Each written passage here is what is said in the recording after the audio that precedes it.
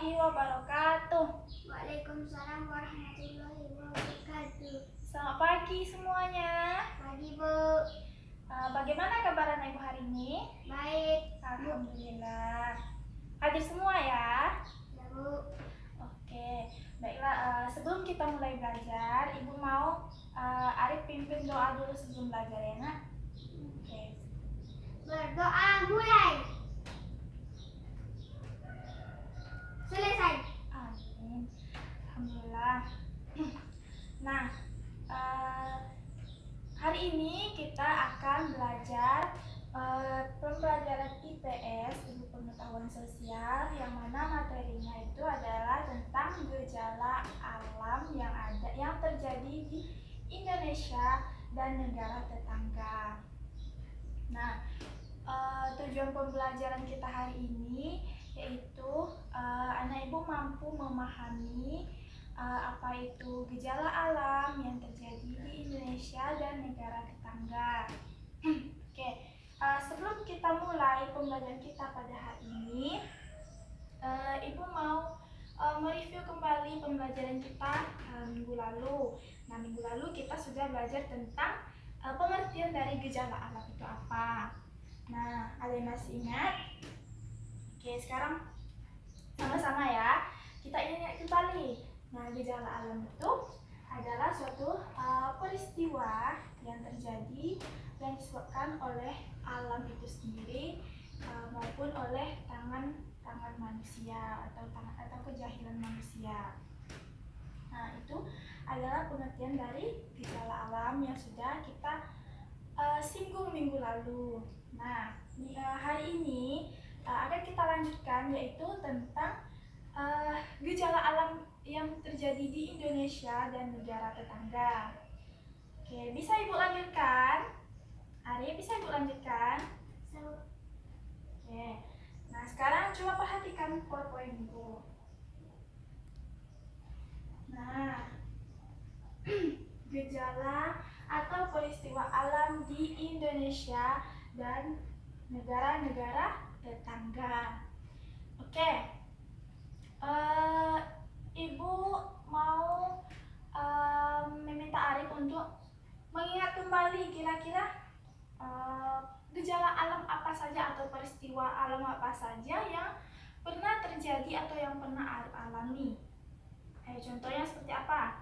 Peristiwa alam atau bencana alam gitu kan? Apa ya? Terjadi apa? Banjir pernah mengalami? Pernah. Oh, pernah. Nah, ketika banjir itu apa yang Arif alami gitu? Peristiwa apa yang terjadi ketika banjir? Mandi banjir, Bu. Mandi banjir. Oh, mandi banjir.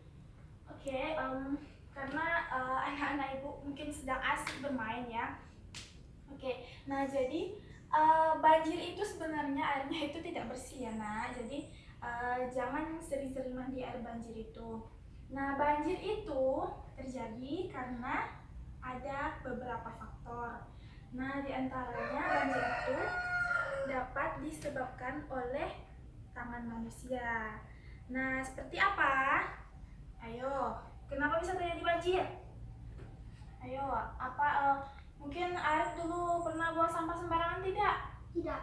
Tidak pernah? Oh, bagus. Kalau tidak pernah buang sampah sembarangan itu bagus. Nah, jadi karena mungkin ada beberapa orang yang jahil ya, yang sering membuang sampah sembarangan. Nah, itu menyebabkan terjadinya banjir.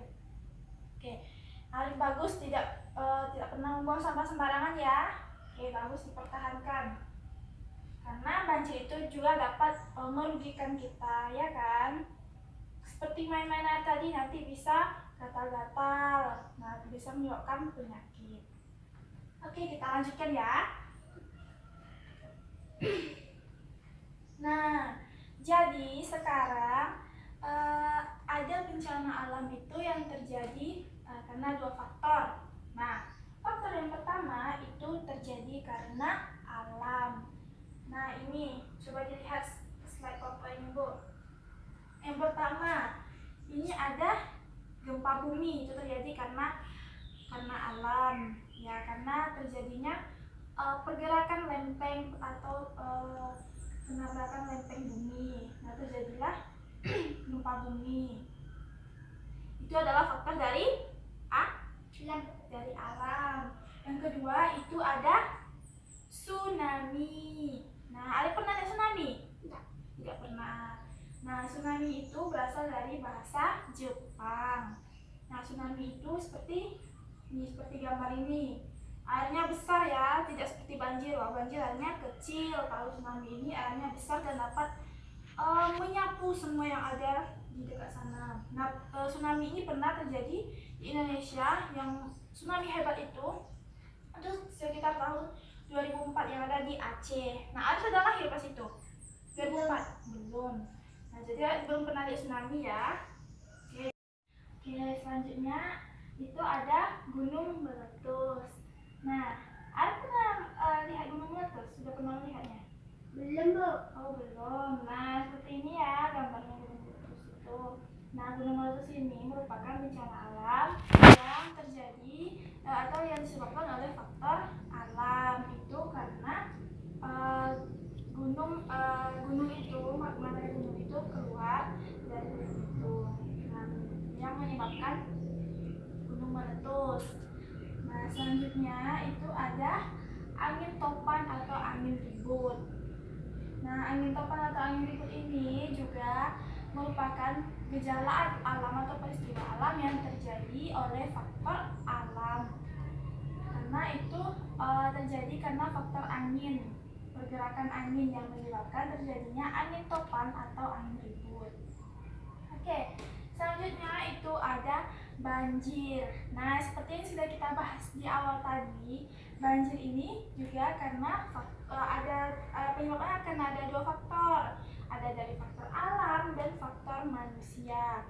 Nah, faktor alam itu karena curah hujan yang tinggi, daerah yang lebih rendah dari permukaan air laut, kemudian adanya pasang surut dari air laut. Nah, kalau dari faktor manusianya itu seperti penebangan hutan secara liar, kemudian apa lagi? Pembuangan sampah sembarangan. Nah, itulah sebabnya kita tidak boleh buang sampah sembarangan. Nah, Arif tadi bagus. Arif tadi tidak membuang sampah sembarangan. Nah, jadi Arif secara tidak langsung itu sudah mendukung agar tidak terjadinya banjir lagi. Oke, selanjutnya itu ada badai atau siklon tropis. Nah, di Indonesia sendiri badai ini pernah terjadi, cuman tidak terlalu sering terjadi.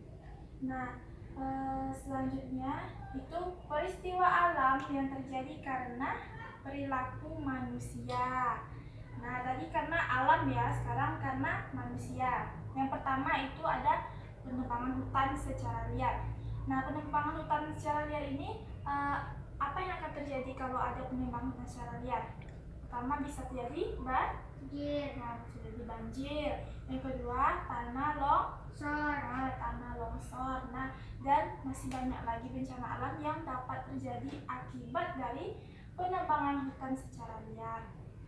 Oleh karena itu, anak-anak ibu ini tidak boleh menebang hutan secara liar, tetapi harus kita rawat dan dijaga. Oke, selanjutnya membuang sampah sembarangan tadi kan. Nah, itu merupakan perilaku dari manusia. Oleh sebab itu kita tidak boleh buang sampah sembarangan. Oke, selanjutnya yaitu kegiatan penambangan. Nah, penambangan ini itu bisa penambangan emas. Nah, Arif pernah tahu penambangan emas itu seperti apa? Tidak, Bu. Nah, Arif dapat melihatnya di sungai yang ada di dekat sekolah kita ini. Itu menyebabkan sungai kita itu menjadi kotor. Nah, itu merupakan juga peristiwa alam atau kejadian alam yang disebabkan oleh faktor manusia. Oke, selanjutnya kita akan membahas tadi gejala alam yang terjadi di Indonesia ya. Nah, sekarang itu gejala alam yang terjadi di negara tetangga.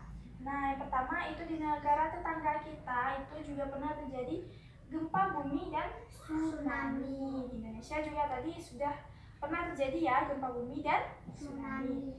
Nah, gempa bumi dan tsunami di negara tetangga kita ini kita contohkan itu seperti di Filipina dan di Jepang.